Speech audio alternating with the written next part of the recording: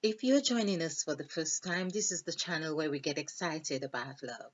This is where we ignite that which dwells from within us, that which comes alive, makes us smile. Hence, we say the crimson light is life. So, the crimson light is our journey of actualizing soulful love.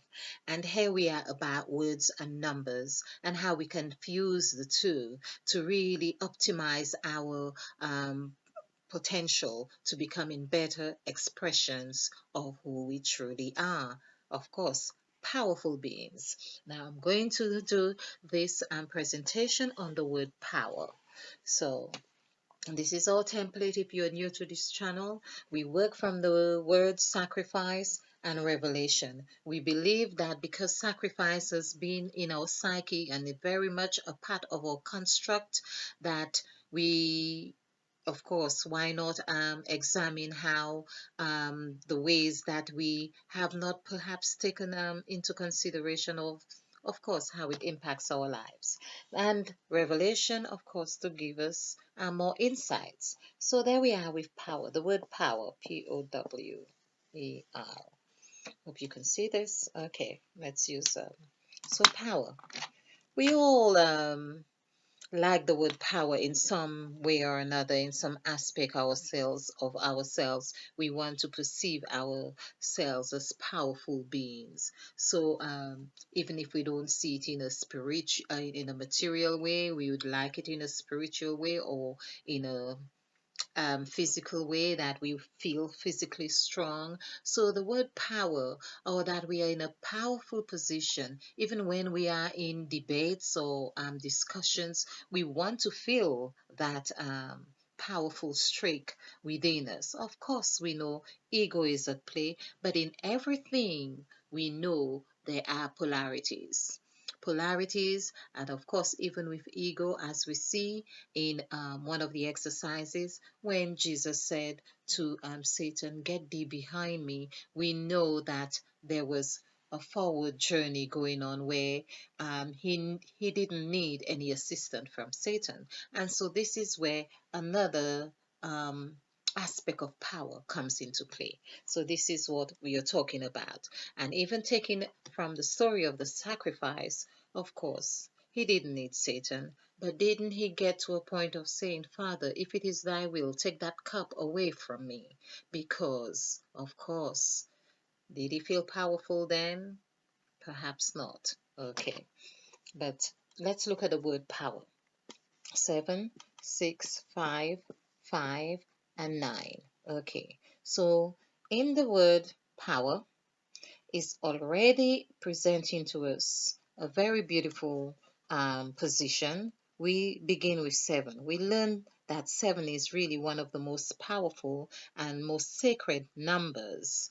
Of course, the 7 wonders and the 7 oceans and the 7 and there's sevens. Okay, but 6 days of creation and the day of rest, where we look with the day of rest. This is where we travel in our sleep, or we have dreams and visions, or we relish on the things that we have done or not done, or it's like really it's the Sabbath.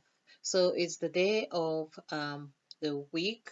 We've worked the 6 days and we are in the Sabbath as well.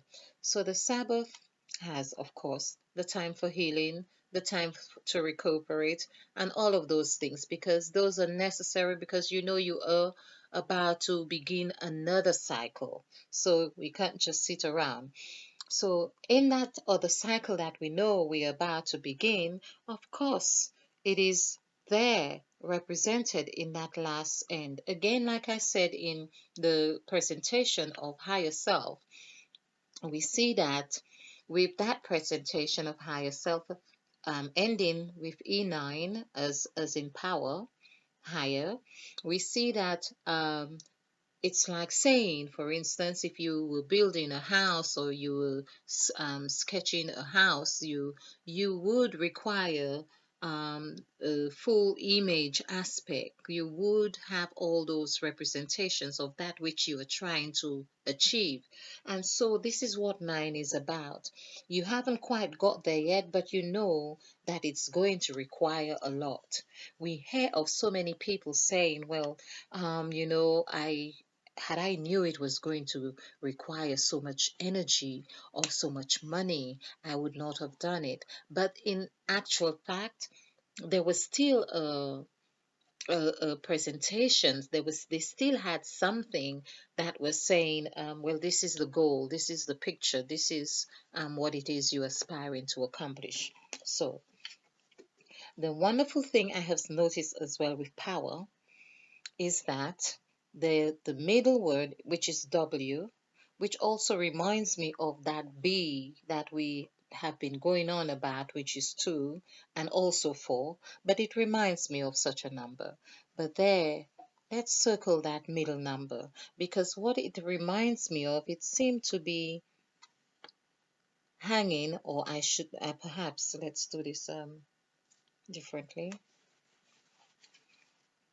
So that 5 seemed to be at that point here where 5 is on top. This is why it is said it's a very um, abundant number. It's a number of abundance. And we have 59 there. Now, I do like 59, to be very honest. It's a very personal number to me.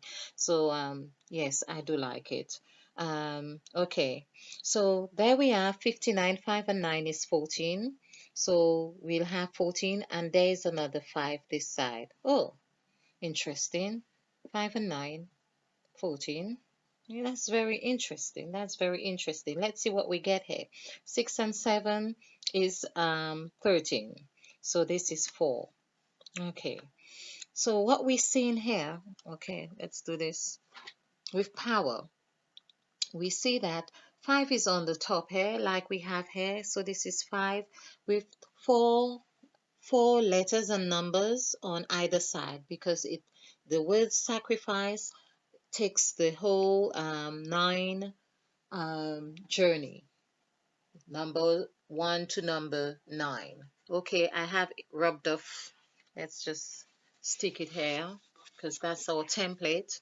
So we have 8 and 9, and then we have the inland revenue, of course. So this is where I say yes, we pay our dues to the inland revenue. Okay, so here we have 4 and 5 is 9. And if we were to add this 5 and 9, we'd also get 5. So 5 meaning that power is 5. So we see that strong correlation here, the strong connection that when you are in a new position, when you are able to see things from a new perspective, from a new height, you are powerful. That is power. It is a position of power. This is what we are getting here. Now, of course, I also like this here because it is also denoting or showing that this is the 4 where Christ would have come to, number 1 to number 4, where he had to tell Satan, because there is number 10 hidden in that 4, in that cross. We have said this before. If you add these numbers, 1, 2, 3, and 4, it equals to 10. So this, in that 10, this is where when Christ got to this point, he said to Satan, hey, I can see I am at this height here. I do not need you anymore. I do not need your assistance because I can see where I'm heading to now. I am safe from this point, but we tend to think that perhaps there was an external entity away from Christ. And this is what I am wanting to show, that in this agreement here, because the word Satan and the T falls in the middle of Satan, as here, let's do here. This middle letter here, that T, comes on the hair, which demonstrates partnership, sacredness, and all of those things, harmony. Satan would have had to be here with Christ in this part, and of course, it was here in this part that Judas and his disciples were in union. We talk about this as the basket of bread, the bucket of wine, and this was all deriving from the Last Supper. So this is where the union partnership had taken place. We also talk about partnership. We also believe that there is a sacred partnership that had taken place in this bee because it's got these two chambers, which reminds me of something. I think it's in Revelation, and I'm going to have to read this book really thoroughly because there is something about the high chambers, and I'm beginning to believe that the bee, which is often spoken of, honeybee in Genesis, has got something to do with this high chamber. So I'm going to leave you with this on the word power. And of course, we will see that, or we could see from this exercise, when we are in power, where our position is on the scale of 1 to 9.